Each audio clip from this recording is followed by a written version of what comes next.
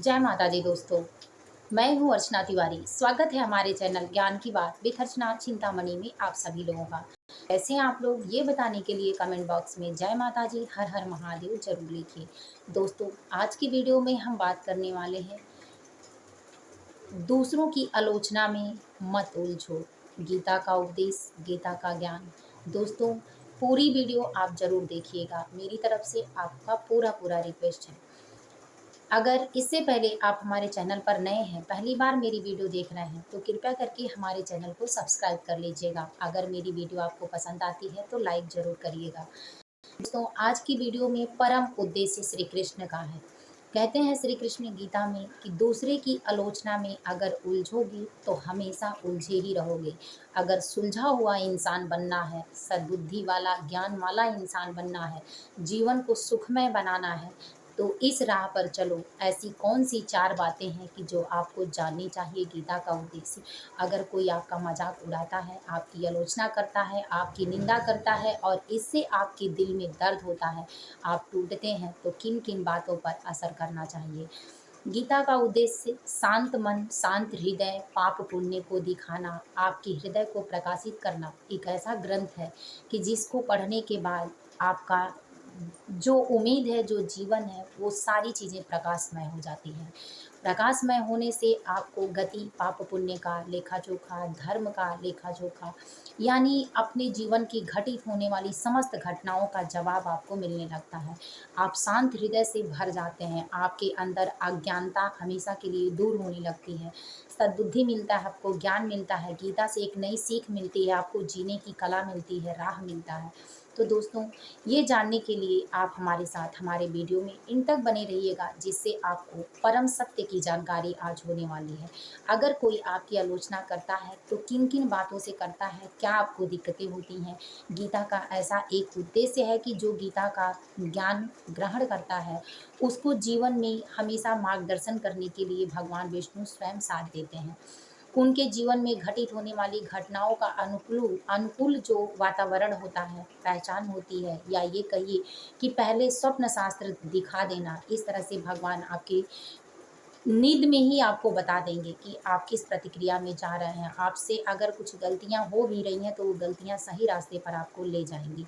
इसीलिए गीता का ज्ञान भी जीवन में परम आवश्यक है। जो लोग गीता का पूरे तरह से ग्रहण करते हैं, यानी गीता को पढ़ते हैं, जानते हैं, सुनते हैं, वो अपने जीवन में किसी भी चीज़ को लेके परेशान नहीं होते हैं। उनका हृदय शांत स्थल वाला हो जाता है। ठंडी हवा चलने जैसा पवन उनके मन में हमेशा चलता है। उनकी स्थिरता बढ़ती जाती है, वो अपने कर्म पर विश्वास करने लगते हैं। भगवान विष्णु, भगवान कृष्ण स्वयं उनका साथ देते हैं और माता लक्ष्मी अंग अंग में निवास करने लगती हैं। तो बैसाख मास का महीना है और इस मास में आपको भगवान विष्णु से संबंधित, कृष्ण भगवान से संबंधित बहुत सारी कहानियों को जानना और सुनना चाहिए। उनकी कथा को जाननी चाहिए, गीता का ज्ञान ग्रहण करना चाहिए। आज उसी ज्ञान में से एक छोटा सा ज्ञान मैं आपको बताने वाली हूँ।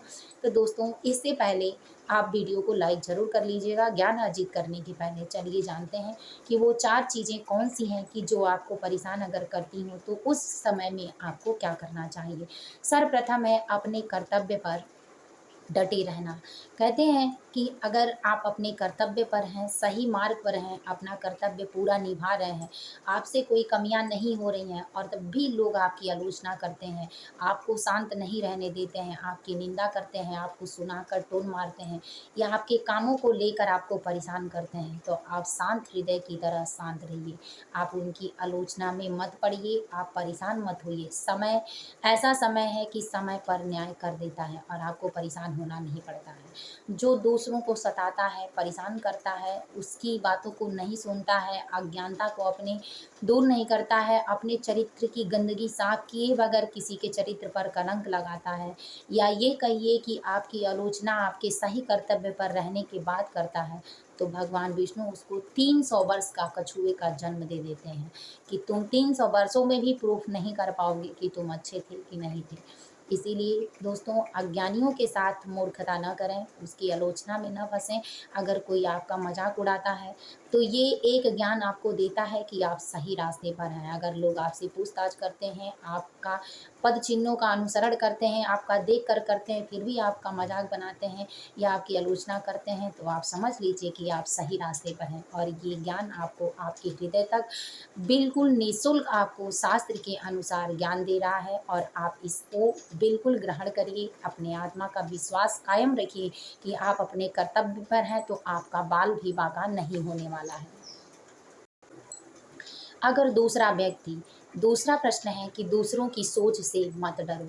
अगर दूसरा व्यक्ति कुछ ऐसा सोच रहा है कि जिसकी वजह से आपका बिजनेस नुकसान हो रहा है, आपकी नौकरी में दिक्कत हो रही है, आपके शारीरिक रूप से दिक्कत हो रही है, आपको मानसिक टेंशन हो रहा है, आपके परिवार में विखंडन हो रहा है, या ये कहिए कि आपको धन की हानि हो रही है, या आपके पति पत्नी में लड़ाई झगड़े हो रहे हैं, तो आप परेशान मत होइए।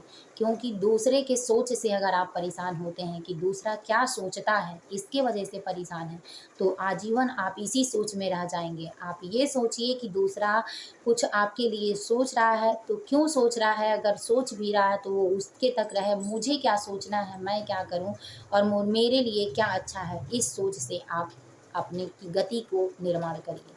आप अपनी सोच पर निर्भर रहिए। अगर आपकी सोच सही है, तो निश्चित है कि वो लाख खाइयाँ आपके लिए खोदेगा, लेकिन गिरेगा खुद, वो आपको परेशान नहीं करेगा।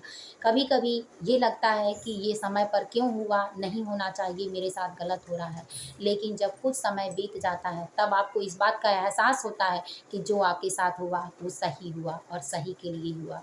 इसीलिए कहा जाता है गीता ज्ञान के अनुसार कि जब भी कोई व्यक्ति आपको परेशान करे, आपकी आलोचना करे, तो आप निडरता से उसके सामने रहिए, लेकिन अपने कर्तव्य पथ पर बने रहिए, उसकी सोच से मत डरिए।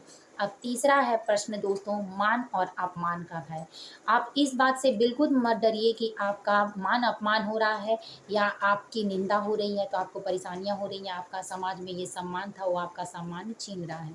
शास्त्र के अनुसार अगर कोई छोटा व्यक्ति बड़े व्यक्ति का या कोई ऐसा व्यक्ति सच्चे व्यक्ति की आलोचना करता है या उसका कहीं अपमान करता है किसी गलत बात को लेकर, तो जितने उस व्यक्ति के पाप होते हैं, भगवान कोई और बड़ी गलती नहीं करते हैं, उसके पाप को निकालने के लिए उस व्यक्ति से कुछ ना कुछ कहवा देते हैं और उस व्यक्ति को पाप मिल जाता है। तो अगर अपने धर्म पर आप बने रहते हैं, तो अपमान आपका अगर भगवान नहीं करते हैं, भगवान आपको नीचे नहीं गिराते हैं, भगवान आपकी परिस्थिति को नहीं बिगाड़ते हैं, तो कोई व्यक्ति नहीं बिगाड़ता है।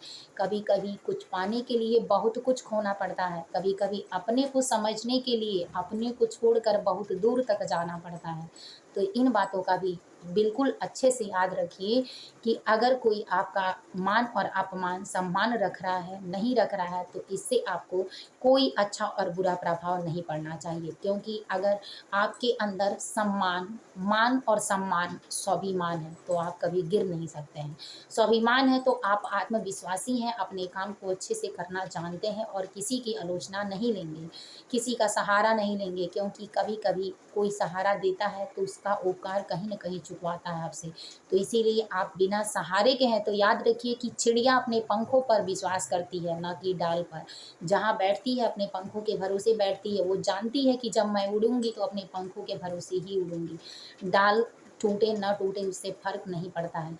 उसी तरह आपको भी आत्मविश्वास होना चाहिए कि आपका मान और सम्मान अपमान कोई और नहीं कर सकता। आप अपने आप में परफेक्ट हैं, तो दुनिया आपका बाल भी बांका नहीं कर सकती है। अब चौथा है दोस्तों, प्रतिक्रिया से बचिए। प्रतिक्रिया मतलब अचानक कोई बात होती है जिसमें आपको हाँ और नहीं करना है। बात गलत है तो वहाँ से आप हट जाइए, आप झूठ मत बोलिए। आपसे बोला जाए, आपके अंदर ताकत हो, सत्य की सामना करने की ताकत हो, तो आप सत्य बोलिए, वरना मत बोलिए। अगर आप पे किसी का एहसान हो और ये एहसान चुकाना है, तो सत्य में चुकाइए, ना कि गलत में चुकाइए, क्योंकि किसी की भी प्रतिक्रिया जीवन आत्मा की यात्रा है और इस यात्रा में आप जिन-जिन कर्मों को करेंगे, एक दिन लौट कर आएगी। तो आप इतना निडरता से रहिए कि अगर आपका कर्म वापस आ रहा है लौट कर, तो आपको कहीं से भी हराए ना, कहीं से आपको हैरान ना करे। इसके लिए आपको हर बातों पर ध्यान रखना चाहिए। तो दोस्तों, उम्मीद है कि इन सारी बातों को आप समझे होंगे। कभी भी दूसरों से आलोचना, निंदा और असामान्य सम्मान, स्वाभिमान नहीं बनता है। जो भी बनता है अपने आप में बनता है। अगर आप निश्चित तरीके से सही हैं, आपका कर्तव्य सही है, तो आपको दूसरों से क्या मिल रहा है आपको फ़र्क नहीं पड़ता है। क्योंकि इंसान जब भगवान की प्रतिक्रिया में बनाए हुए जीवन में, यात्रा में टूट जाता है, जब उसको उत्कृष्टता प्राप्त नहीं होती है, जब उसको सम्मान प्राप्त नहीं होता है, तो निसंदेह वो भगवान की यात्रा की तरफ बढ़ता है। और जब उसको कहीं सहारा नहीं मिलता है तो भगवान ही एक ऐसे हैं कि जो उसको सहारे में रखते हैं। कहते हैं जब जिस इंसान को सहारा हर जगह से टूटने लगता है और विश्वास टूटने लगता है, जब खुद को वो अकेला पाने लगता है, तब वो भगवान को ढूंढता है। तो अगर आपको कमियां सता रही हैं, आपके जीवन में कुछ ऐसी चीज़ें हैं जो आपको परेशान कर रही हैं और आप हर तरीके से दूर होकर भगवान की प्रतिक्रिया की तरफ बढ़ रहे हैं, तो आपने यहाँ की संपत्ति बनाई नहीं बनाई, लेकिन जो आपके साथ जाने वाली है वो संपत्ति आपने बना ली है। तो उस संपत्ति की तरफ बढ़ जाइए। आप अपने कर्तव्य निष्ठा पर पलिए, अपने कर्तव्य का पालन करिए, अपने कर्तव्य को पूरा करिए, लेकिन इसके साथ भगवान की यात्रा में आप सहनशील बनकर उनकी सेवा, उनकी पूजा अर्चना ज़रूर करिए। उनको याद करिए, घड़ी में 2 घड़ी, आधों में पुण्याद घड़ी ज़रूर याद करिए और उनके ही सम्मान से जीना शुरू करिए। जिसको वो उठाने में लगते हैं, पल भर में कोई अगर व्यक्ति चाहे तो किसी को गिरा दे और उठा दे, लेकिन जिसको वो उठाने में लगे रहते हैं उसको दुनिया क्या गिराएगी। जिसका खुद पर विश्वास हो उसे क्या करेगा कोई। शेर दूसरों पे भरोसा नहीं, अपने आप पे, अपने हिम्मत पे भरोसा करता है, इसीलिए जंगल का राजा कहा जाता है।